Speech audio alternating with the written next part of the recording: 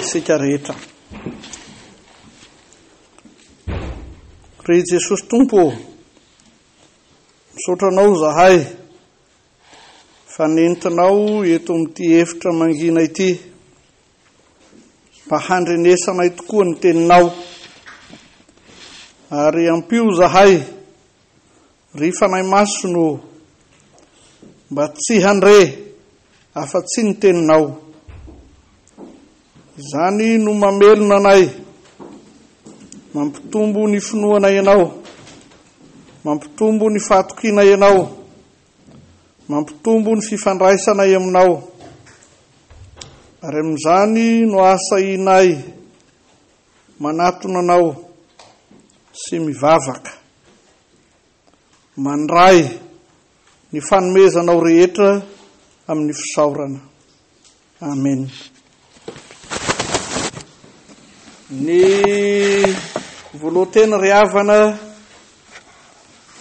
dia fisaorana an'Andriamanitra izay manome antsika izao fotoana izao sy izao toerana izao ahafahantsika mihaino ny teniny.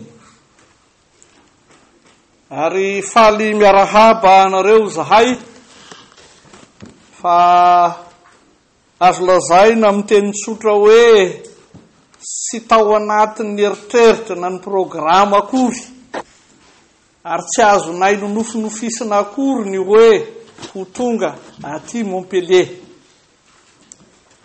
Tamin'ny fifandraisana amin'ny email no niezahanay ny fandraisana amin'ny tompony andraikitry ny fakulte, ny amin'izay ezahana hananana mpianatra malagasy hampianarina eto amin'ity Institut de Théologie Luthérane eto Montpellier ity.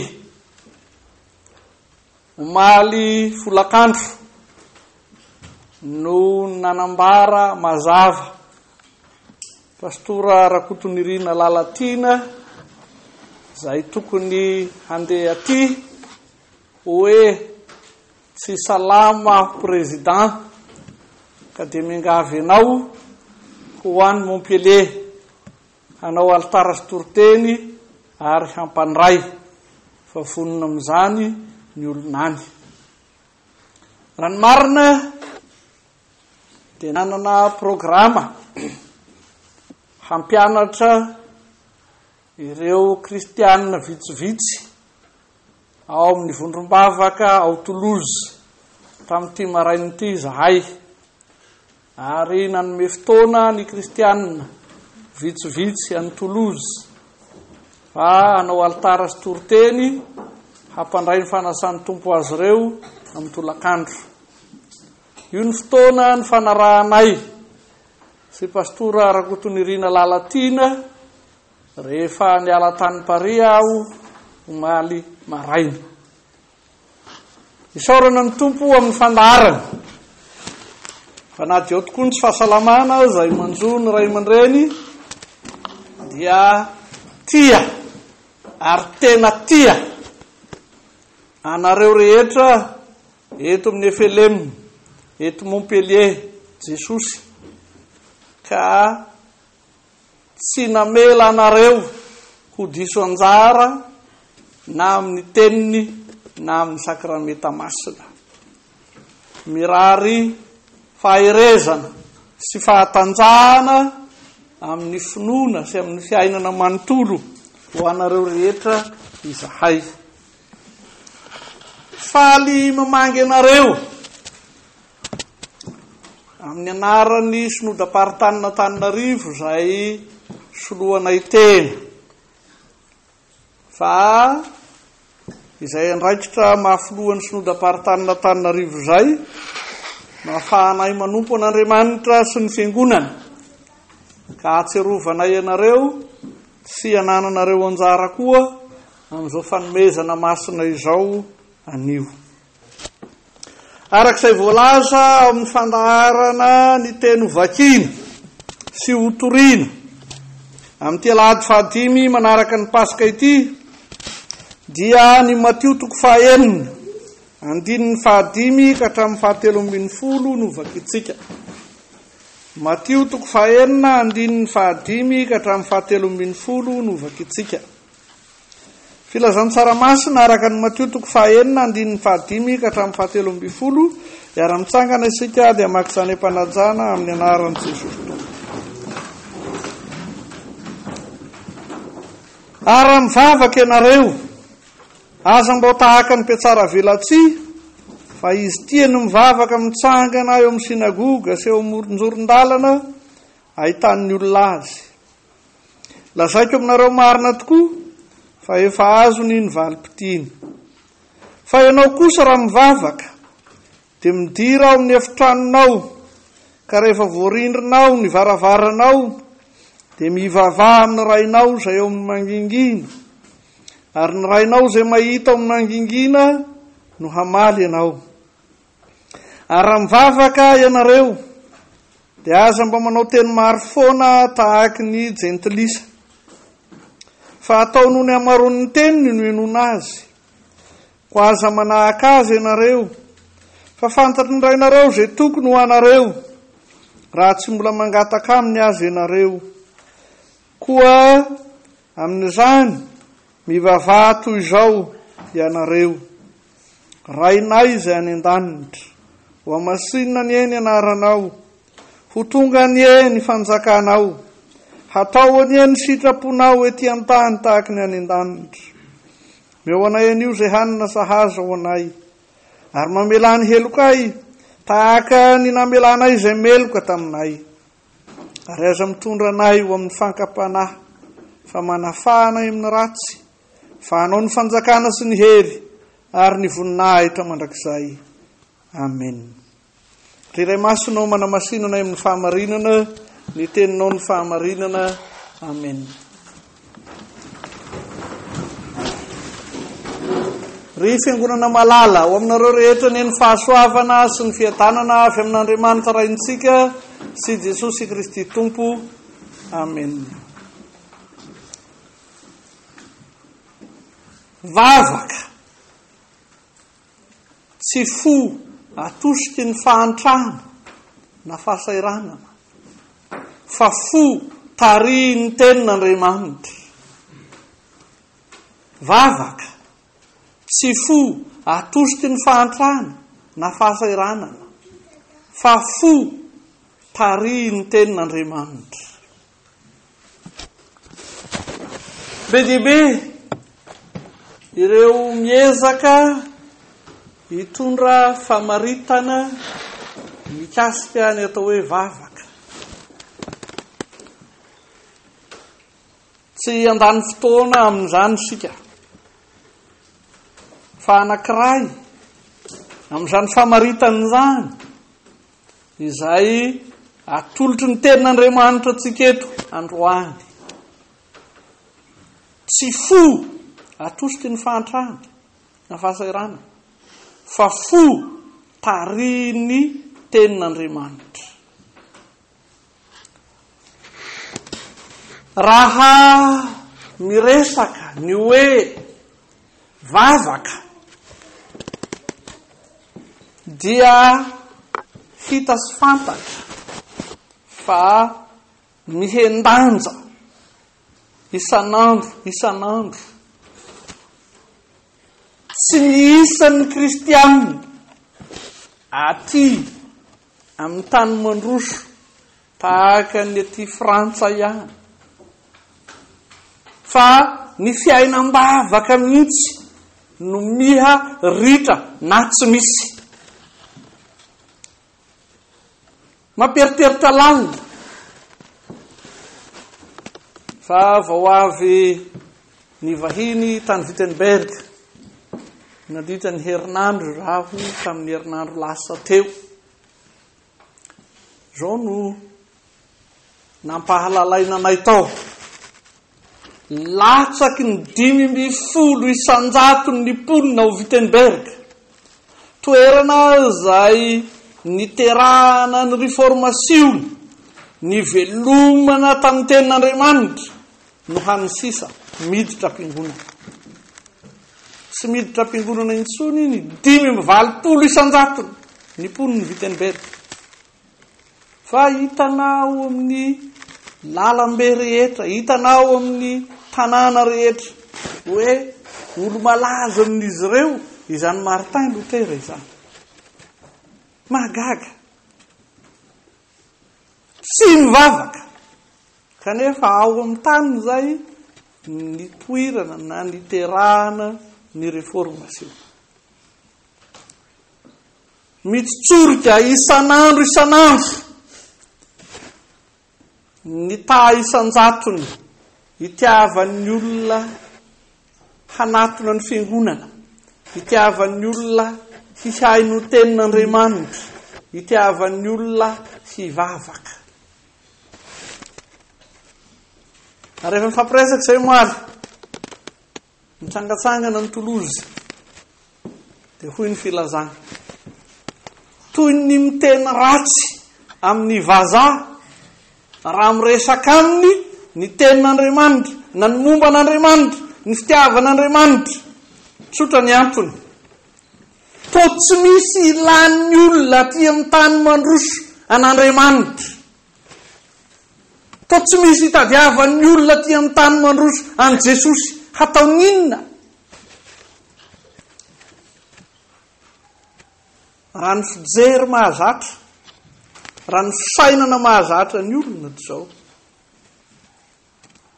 ilainy ny ho tonga kristianina, ilainy ny ho tonga mpivavaka, satria misy zavatra manahirana azy. Mety tsy salama izy dia tsy mahita fahasitrana, mety sahirana izy dia tsy mahita hoanina, mety maditra loatra ny vadiny, mety tsy hendry mihitsy ny zanany, sy ny antony maro hafa. Dia manjary tahaka izao ny fipetra-javatra. Ny fahasairanan'ny olona no hitadiavana an'Andriamanitra, ka vahaolana ara-toekarena, vahaolana ara-tsosialy, vahaolana amin'ny fiainana ara-pianakaviana no manosika azy ho any am-piangonana. Ary izany no marina dia tena tsy misy diso fa manana rariny ny olona rehetra amin'ny tany mandroso, na ny ety Eropa na ny any Amerika, rehefa milaza hoe inona no ilana an'Andriamanitra, fa zay rehetra ilainay anananay, na fahalalana, na vola, na voninahitra, na fahefana, ka ataona inona zany? Lasa marina ho azy, lasa voaporofo ho azy zay tsy ilana an' Jesosy amin'ny fiainana aty amin'ny tontolo ny tany mandroso. Izany no ahitsiny Jesosy eto,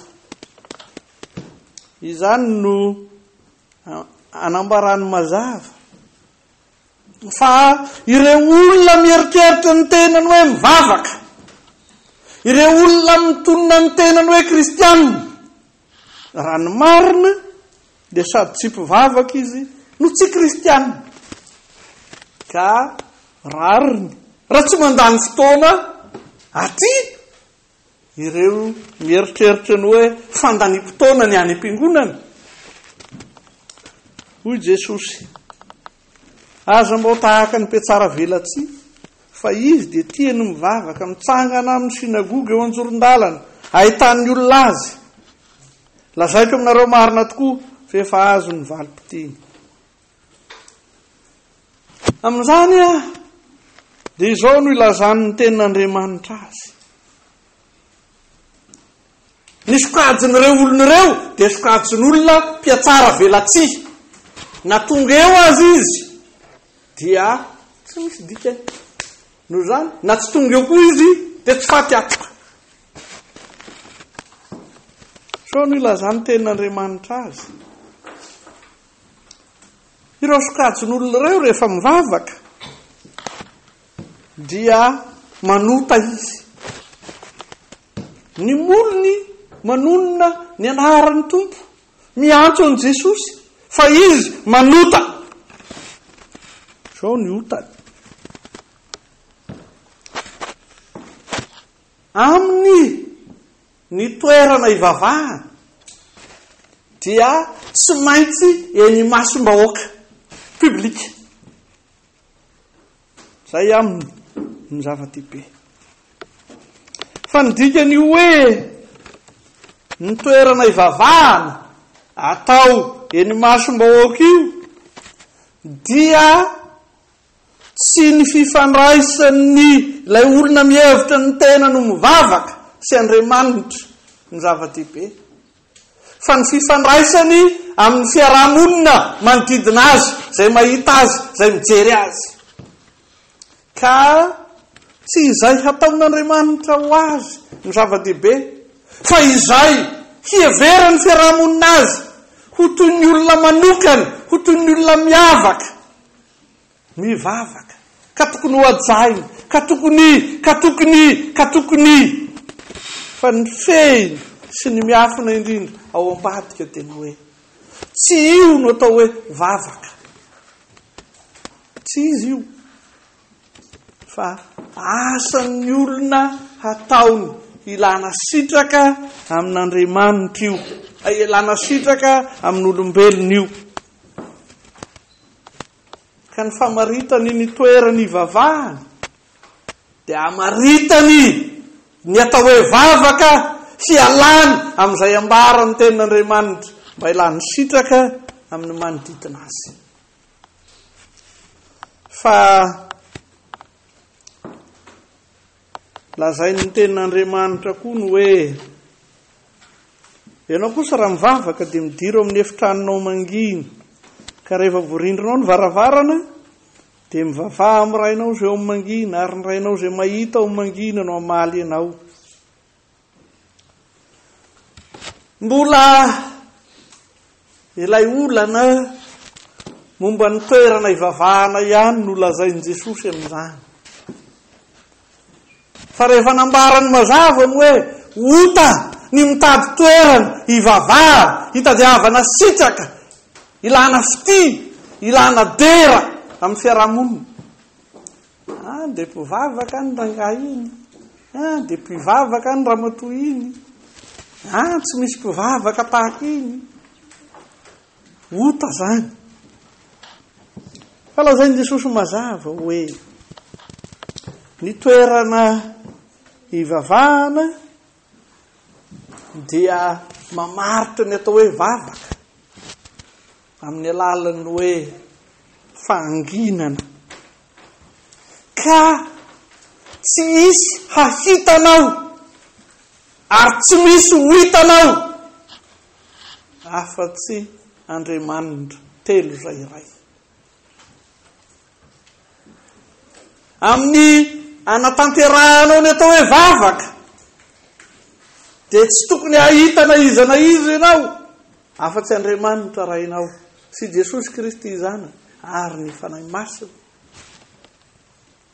Fa amin'ny anatrehanao zany atao hoe fotoana ivavahany zany dia fantatra mazava koa fa sady mahitanao Andriamanitra no miteny aminao Andriamanitra. Fa ny famaritana izany toerana ivavahany zany ka lazaina hoe mangina dia tsy ny handrenesana ny feonao, fa ny handrenesanao ny feon'Andriamanitra. Ary zava-dehibe loatra zany. Tsy ny fariseo sy ny mpanoradalàna sy ny olona niangona tany amin'ny sinagoga fa izay ihany ry havana, fa na isika koa dia misy latsaka amin'izany ota izany, ary betsaka no latsaka amin'izany fahotana izany. Misy mpanakanto anankiray any Madagasikara, tsy haiko tsy anjery le hira, fa miaiky misy le mpanakanto amin'ny hira ataony, nanota satria na dia tonga ao am-piangonana efitrano ivavahana amin'Andriamanitra izy tsy Andriamanitra no hitany fa tovavy tsara tarehy nasarika azy. Fa tsy mpanakanto ihany, fa firy izay manota amin'izany hoe tonga ao am-piangonana fa tsy mahita n'Andriamanitra, tsy mandray ny feon'Andriamanitra, fa tonga ao am-piangonana faly mijery ny namany. Mialatsiny raha ny filaza azy hoe misy sasany na hitondra ny kataloginy na hakatahaka ny kataloginy hafa. Ota izay mamely eo anivon'ny fiangonana zany, fa tsy ota tany amin'ny sinagoga fa izay ihany. Misy tonga ao am-piangonana mba hitakoritsika amin'ny namany, fa tsy mandray ny feon'Andriamanitra. Ota zany, ota. Ny toerana hivavahana dia mamaritra ny atao hoe vavaka. Mba tsy ahitanao na iza afa-tsy Andriamanitra, ary tsy andrenesanao na feoniza afa-tsy ny feon'Andriamanitra. Ny azaonao antoka mazava fa mahitanao Andriamanitra sy miteny aminao Andriamanitra, ary ho anao izany tenin'Andriamanitra izany. Ny zavatra lazay ny tenin'Andriamanitra koa ry havana, akoatran'ny famahany olana ny amin'ny toerana hivavahana, dia ny filazany mazava ny olana momba ny fiteny entina mivavaka, ny teny entina mivavaka. Zao indrindra no ilazany azy. Ary raha mivavaka ianareo dia aza mba manao teny maro foana tahaka ny jentilisa, fa ataony io ny amaroan'ny teny no ienona azy. Ko aza manahaka azy ianareo. Ny vavaka fanaon'ny jentilisa amin'ny Andriamanitra izay topoiny dia izao: tsy miaino izay lazain'ny Andriamanitra, fa mambosaka na mamboraka, mampitobaka ny fahoriana rehetra ao am-pony eo anatrehan'ilay heveriny ho Andriamanitra, ka mangataka amin'io Andriamanitra io hoe mba omeo an'izao re zahay, fa izao ny fahorianay, izao ny fahasairananay, izao ny fahitranay. Ary ny epistily Jakoba izay nivakitsika teo dia mampatsiaro izay lazaina tamin'ny fiainany Elia sy ny mpaminany Bala, izay amin'ny fitenin'ny Jatovo hoe nampiady Andriamanitra. Mafy loatra ny vokatry ny ahitana, dia ny fanometsiny ny mpivavaka amin'Andriamanitra hafa sy ny mpivavaka amin'Andriamanitra Israely, hoe sao dia noho ny aminareo no mahatonga an'izao ahitany mahatsiraviny izao. Samiary mivavaka amin'Andriamanitra, samiary mangataka amin'Andriamanitra mba hovahany izao Andriamanitra izao, na ny anareo mpivavaka amin'ny Andriamanitra hafa na ny mpivavaka amin'ny Andriamanitra ny Israely. Izao olana manjoantsika izao. Dia nikatroka ny mpaminany Bala maraina mandraparivo ny andro, fa nivavaka tamin'izay Andriamanitra mona sy marenina, nivavaka tamin'izay Andriamanitra jamba, nivavaka tamin'izay Andriamanitra malemy, nivavaka tamin'izay Andriamanitra tsy mahay manao na inona.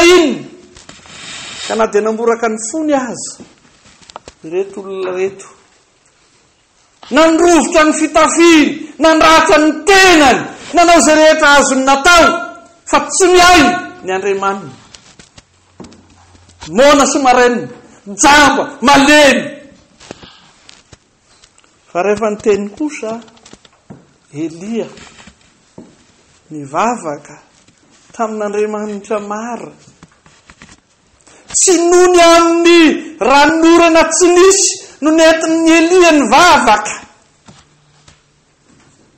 fa ny anehoana mazava mihitsy hoe ianao no Andriamanitra, fa tsy ny Andriamanitra hafa rehetra topoiny ny mpaminany Bala, tsy ny Andriamanitra hafa rehetra topoiny ny olona izay heveriny ho Andriamanitra, Tsy misy afa-tsy anao no Andriamanitra. Noho izany maha-Andriamanitra anao zany, alatsao ny ranonorana.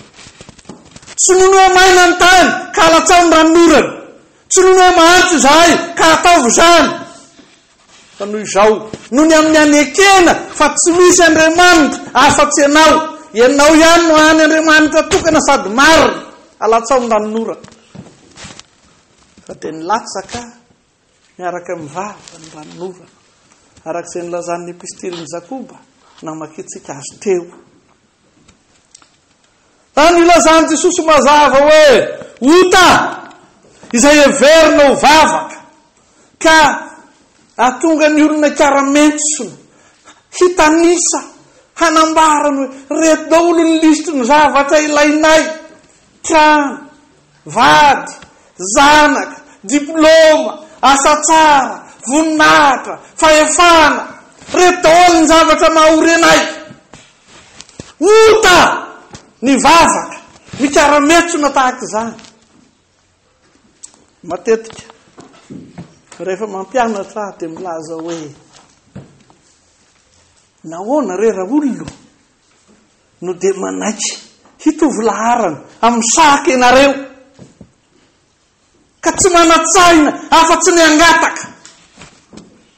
Isaky ny anatiny n'Andriamanitra dia mitondra lisitra ka manao hoe reto ny ray ny mahaory andro any.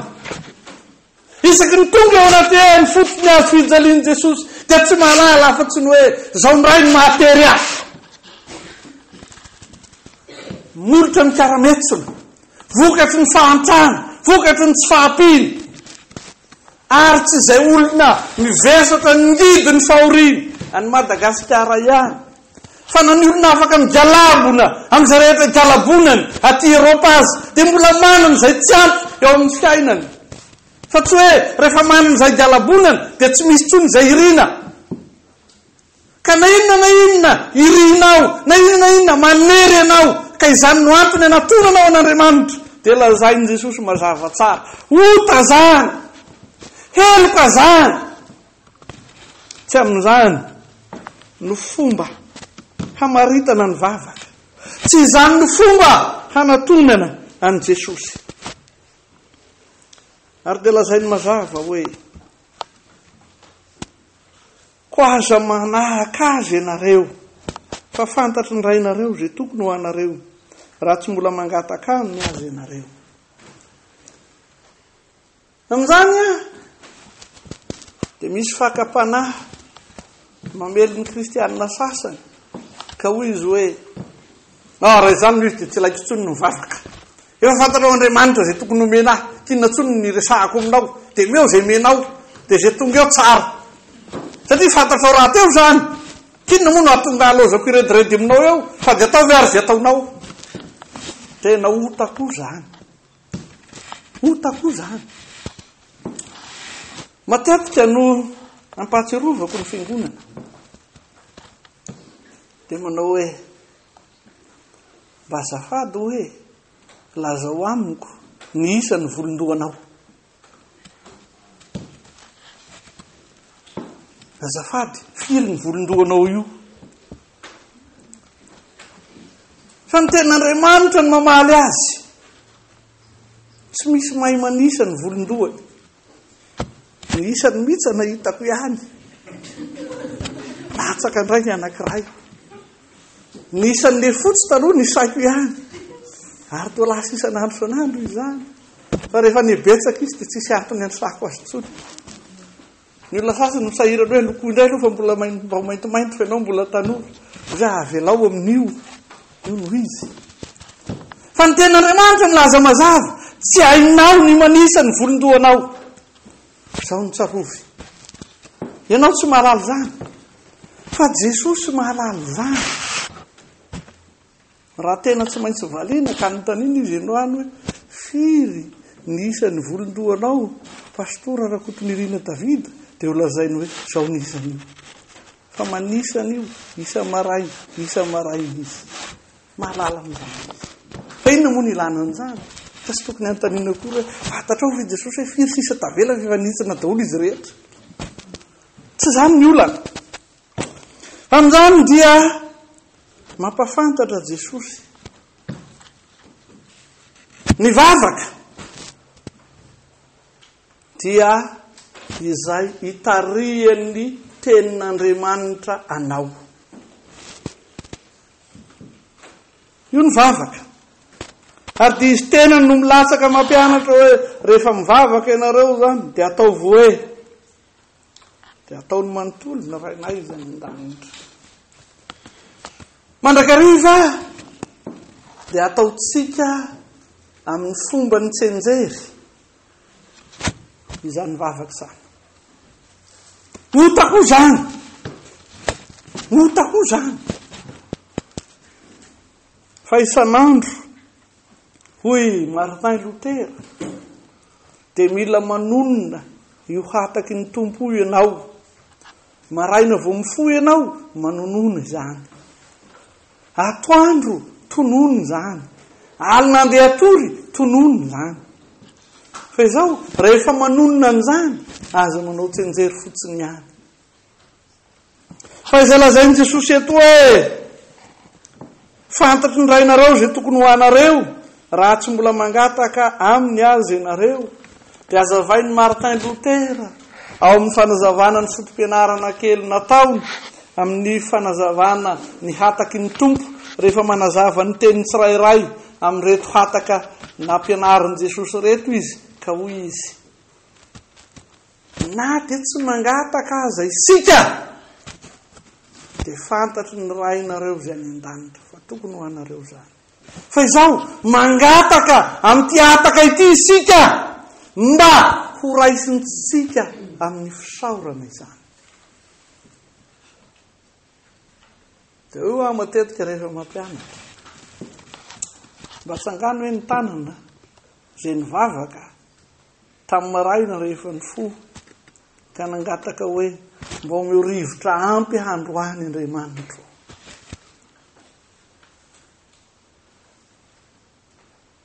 Fa na zany aza tsy fatatsika akory. Fa Andriamanitra vonona manome antsika an'izany ary manome antsika an'izany. Zao Martin Luther. Andriamanitra dia mampilatsaka ny ranonorana ho an'ny ratsy fanahy sy ny tsara fanahy. Andriamanitra dia mampiposaka ny masoandro ho an'ny ratsy fanahy sy ny tsara fanahy. Fa izao ny ratsy fanahy rehefa mahazo le zavatra rehetra avy amin'Andriamanitra dia miliba amin'ireny dia manao hoe tsy misy any Andriamanitra zany. Fa ny tsara fanahy rehefa mahazo an'ireny dia mandray azy amin'ny fisaorana. Lehibe ny fanomezana nomen'Andriamanitra anao. Lehibe zany. Lehibe ny tombonandro. Lehibe ny fahasalamana. Lehibe izy rehetra nomen'Andriamanitra anao. Ireo namany resaka amiko mara. 100 euro ny vidin'ny fanafodiko.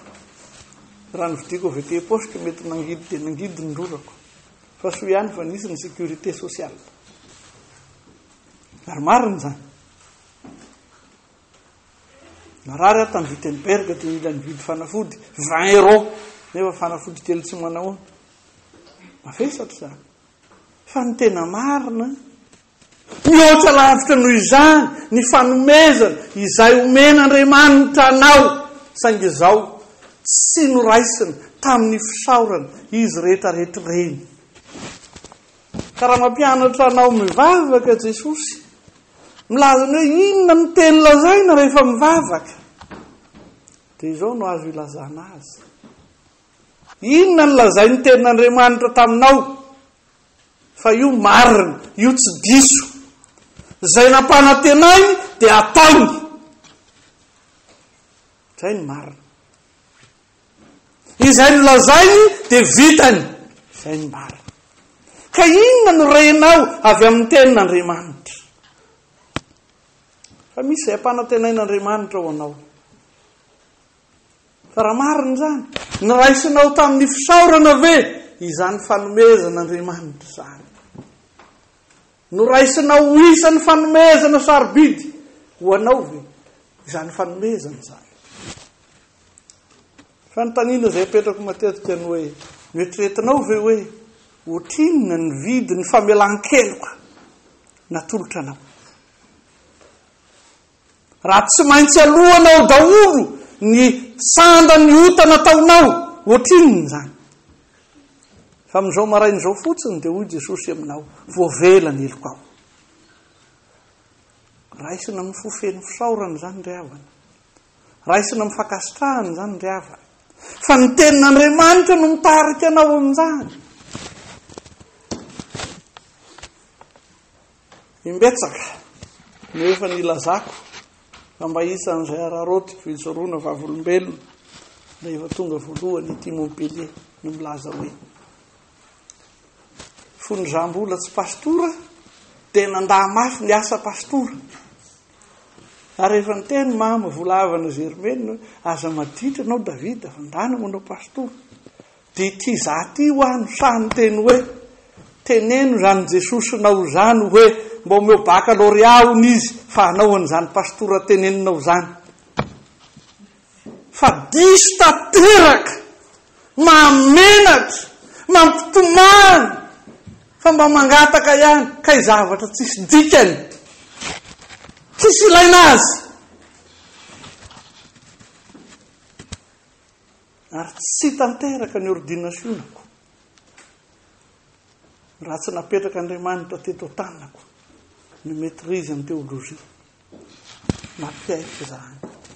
Andriamanitra diso ahy fa mba niezaka mamaritra zay ilaiko eo amin'ny fiainako, kay tsy fantatro akory zay mahasoa ahy. Ianao Andriamanitra ny tena mahalala an'izany, ary zay ataonao rery ihany no marina. Fa ninninona ny kasaiko, ninninona tiako atao, tsy marina zany. Ny anao Jesosy marina zato isan-jato, ary tsy misy kilemana. Mbola mpiandro io tany anaty ala any aho tamin'izany, 70 taona lasa angambizany. Dia hoy ny dadako, pastora Pernasa, zao anaka ny tenin'Andriamanitra, ho fitahiana ny firenena rehetra ambonin'ny tany ianao. Fa ny fanontaniako dia hoe ahoana no hatateraka an'izany? 70 taona lasa zany, dia hoy aho taminy tamin'izany fotoana zany. Tena zaza aho amin'izany fa tsy tanora. Hoy aho taminy, tsy hainao zany, fa hain'Andriamanitra. Tsy anjaranao no mamaritra an'izany, fa anjaran'Andriamanitra.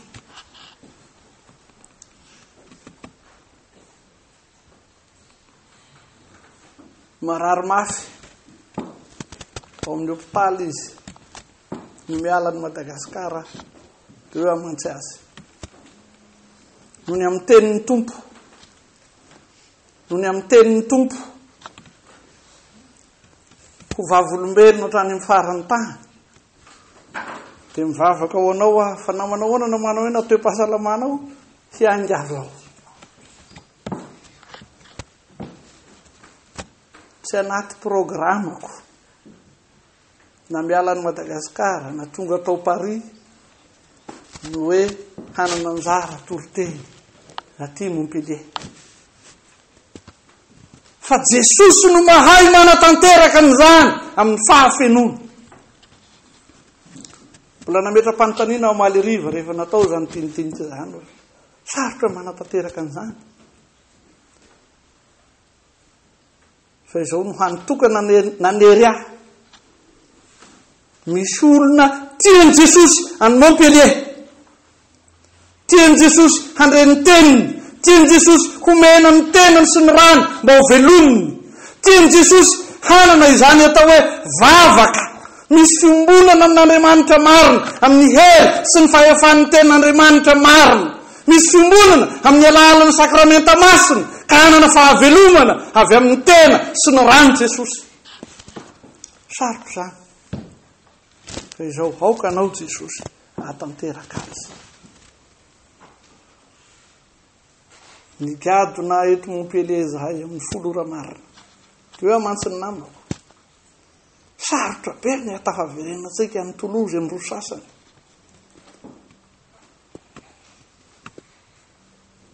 Zao ny resakay, Jesosy mahay mandavorary an'izany.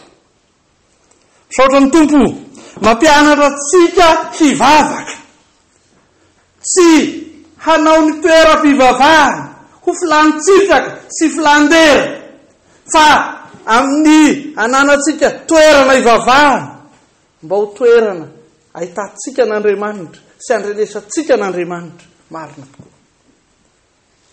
Aoka isika ho mpivavaka izay tsy atosiky ny zavatsarotra manahirana atsika, tsy ho mpivavaka atosiky ny faniriana avy eo amin'ny fotsika. Aoka isika ho mpivavaka tariny ny tenin'Andriamanitra, velomy ny tenin'Andriamanitra, miaina ny tenin'Andriamanitra, ka misaotra an'Andriamanitra, mankasitraka an' Jesosy amin'ny fanomezana rehetra. Voninahitra ny eo an'Andriamanitra ray sanaka ary fanamasina, izay azy hatramin'ny taloha indrindra ko mandrakizay. Amen.